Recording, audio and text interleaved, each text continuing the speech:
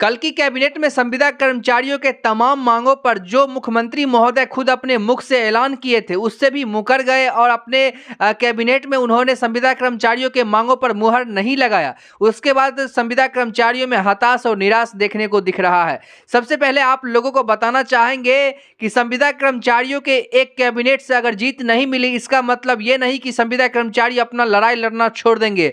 संविदा कर्मचारियों के हितों में आवाज सरकार तक पहुंचाना छोड़ देंगे। जब तक जीतेंगे नहीं तब तक छोड़ेंगे नहीं, ऐसा ध्येय लेकर के चलना है। सबसे पहले एक चीज आप लोगों को यहाँ पे बताना चाहते हैं कि सामान्य प्रशासन विभाग द्वारा संसूचित 18/7/2007 द्वारा संसूचित था कि सुप्रीम कोर्ट के आदेश के बाद ही हुआ था और बिहार सरकार भी इसमें पूरा समर्थन किया था। और आप लोगों को बताना चाहेंगे कि उस संसूचित में दिया गया था कि जब तक संविदा कर्मचारियों को नियमित अपने पद पर नहीं किया जाता है तब तक संविदा कर्मचारियों को इन तमाम जो मांग है उसको पूरा होना चाहिए। जैसा कि आप लोगों को बताना चाहते हैं, इन तमाम फैसिलिटी से आप लोगों को नवाजा जाना चाहिए था, जो कि निम्नलिखित है। आप लोगों को नियोजित कर्मियों के लिए सेवानिवृत्त की तिथि अथवा नियमित नियुक्ति होने तक संविदा नियोजन, विभिन्न प्रकार के अवकाश, प्रत्येक वर्ष मानदेय का पुनरीक्षण, अनुग्रह अनुदान, सेवा अभिलेख का संधारण, यात्रा व्यय, अपील का प्रावधान, कर्मचारी भविष्य निधि, कर्मचारी राज्य बीमा, कार्य का वार्षिक मूल्यांकन के साथ साथ तमाम जो फैसिलिटी थी,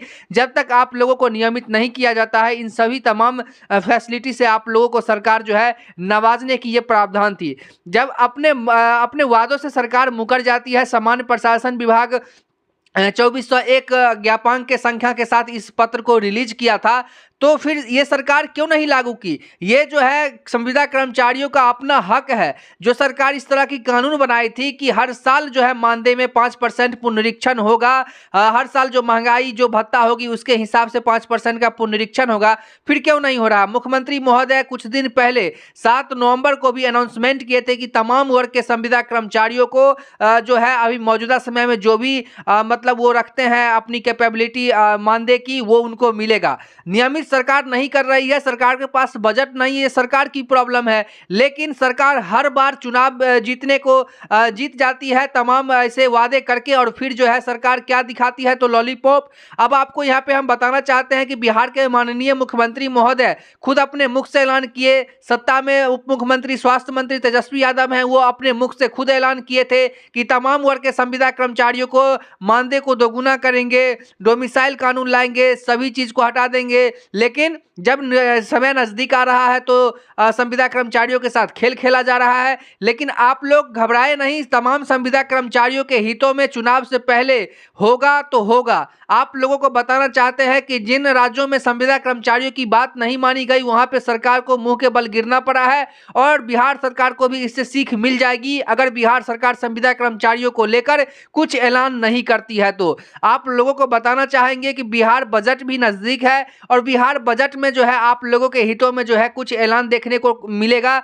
और आप लोगों को बेहतर जो है सुविधा प्रोवाइड किया जाएगा। इसकी लड़ाई जो है सिर्फ आप नहीं बल्कि सुप्रीम कोर्ट, पब्लिक प्रोसिक्यूटर सभी मिलकर के आप लोगों के हितों में लड़ाई जो लड़ रहे हैं। और मीडिया चैनल भी आप लोगों की मांगों को लगातार सुर्खियों में रख रहा है ताकि सरकार इस बात को समझे कि आखिरकार हमारे राज्य में क्या चल रहा है। संविदा कर्मचारियों को मानदेय के रूप में 2500, 2000, 8000, 10,000, 12,000, 15,000 तक मिल रहा है। अभी इस समय में, मौजूदा समय में इससे क्या होने वाला है? तो सरकार इन तमाम बातों को समझेगी, जानेगी, और सरकार को मानना पड़ेगा।